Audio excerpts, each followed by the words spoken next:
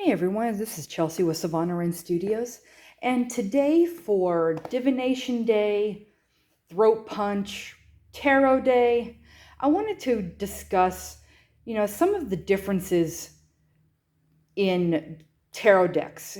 So I pulled out 4 of my favorite decks, and I just really wanted to, kind of go through and show you why it's important to look at the artwork and really feel the energy of the deck before you buy it. I highly recommend that if you're looking to buy a tarot deck or even an oracle deck, that you really look at the artwork ahead of time, whether that's looking on Google or handling the cards, because if you buy a deck without looking at it and really examining it, you may not actually have a deep, fulfilling connection with that deck itself.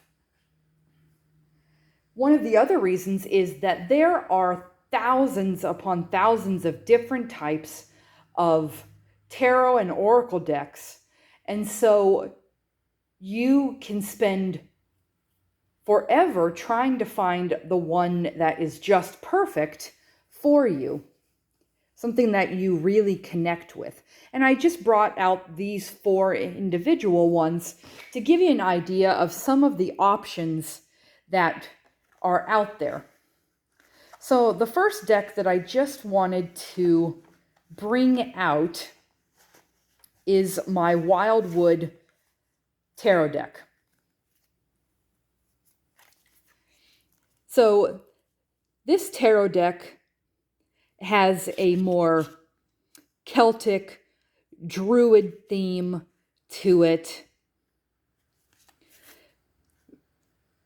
Very beautiful images. We have cranes for the 3 of Cups. Here it's listed as 3 of Vessels with the keyword joy. We have different woodland creatures and images that are connected more to a bygone age.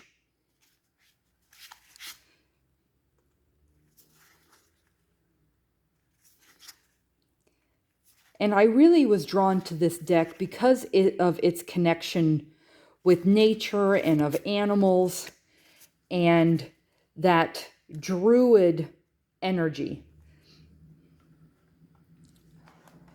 The second deck that I bought last year, maybe the year before, was the Spacious Tarot deck, and I've done an unboxing for it before, but I wanted to just kind of bring it back out. So this deck has beautiful imagery, but as you can see, it's a lot plainer is not really the word. It's more mindful and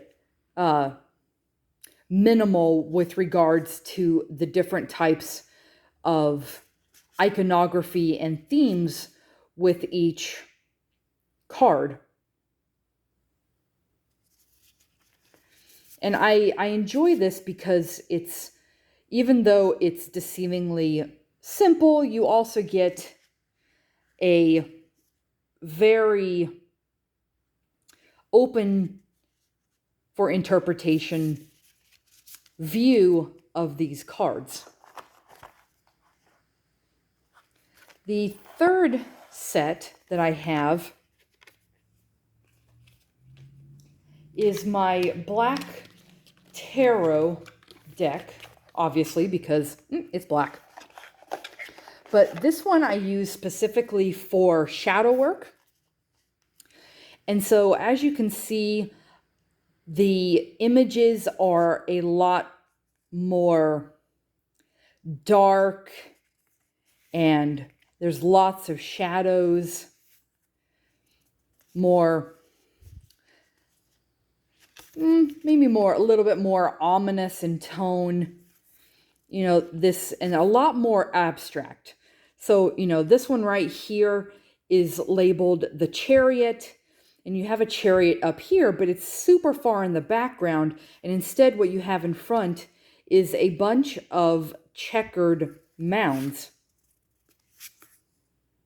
And see, we see here again, this is the Hermit, and there's a person back here in the back, but it's very, very vague and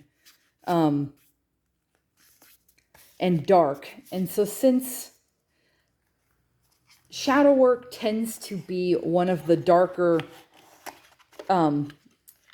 services that I use to support others, I like to use this tarot deck as a way to look at a client's state of archetypes. You know, what are they seeing in the cards? Not so much what the cards mean themselves. The final deck that I have brought out today is my last unicorn deck. So this deck in particular was a Kickstarter that I bought a couple of years ago, and it's all based around the theme of the movie The Last Unicorn. So here we can see the unicorns coming out of the sea and King Hagrid's castle crumbling in the background. Here we see Lear and Amalthea embracing.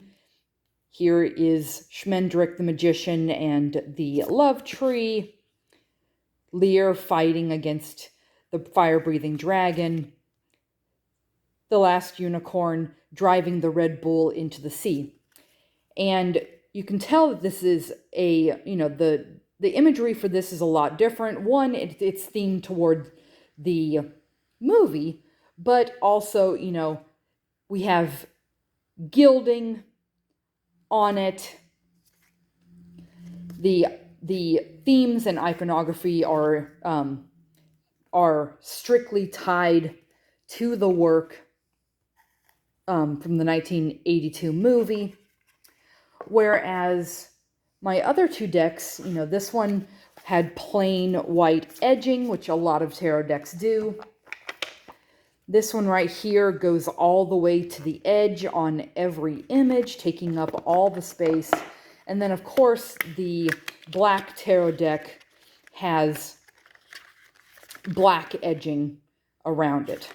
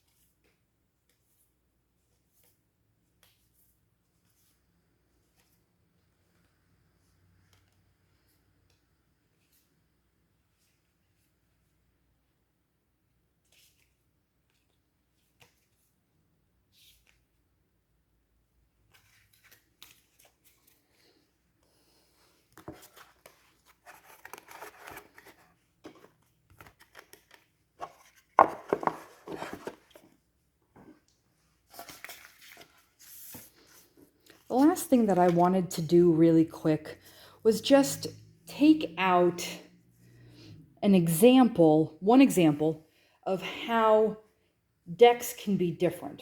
So for this demonstration, I pulled out the first card of the major arcana, the Fool.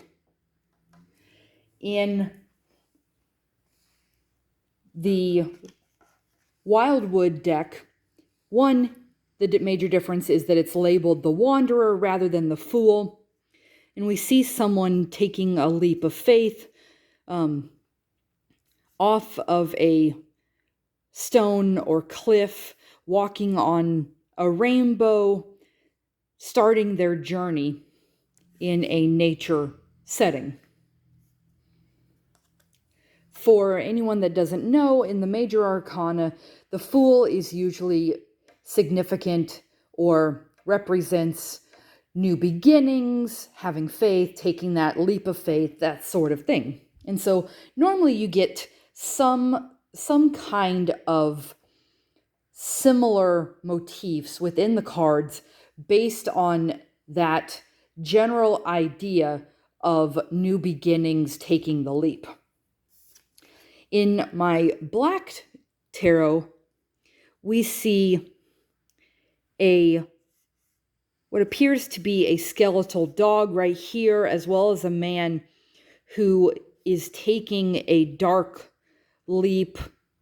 We could say, taking the plunge or the deep dive. This one is very reminiscent of Scorpio season energy for me, with the man balancing on a pole, getting ready to step off and take that leap. In the Spacious Tarot deck, because of its minimalist approach to the imagery, all we really have is some sky with a little bit of background information, and then we have a cliff or plateau, with the idea being going up to it, taking that leap, stepping off in faith. And then finally, with the last unicorn deck, the Fool is represented by Schmendrick the Magician. And so not only do we have Schmendrick, who in the movie is a little bit of a fool, he wants to grow and mature, and so he's on a journey as well as everyone else, and it shows him juggling the oranges, which is a pretty major scene in the movie when him and the last unicorn are walking through the woods, and he offers her one of the fruits. We also have him standing on a cliff face with a boat in the background, that signifying of journey, a halo around him, this idea of faith. And so you can see just with these 4 individual decks that I've brought that it's that this is why it's so important to really look at the decks before you start working or picking, because if you don't have a connection with those images on those cards, it's going to be very difficult to receive information and read the cards that are drawn. So I hope you enjoyed this video about comparing different types of yoga cards. Consider sharing, subscribing, or even head over onto my social media platforms and my website, as well as my Patreon page, to check out some of the other content that I produce on a daily basis. Until next time, I'm Chelsea with Savannah Wren Studio, and I will catch you. And until next time, I'm Chelsea with Savannah Wren Studios. I hope you have a great rest of your day. Thank you.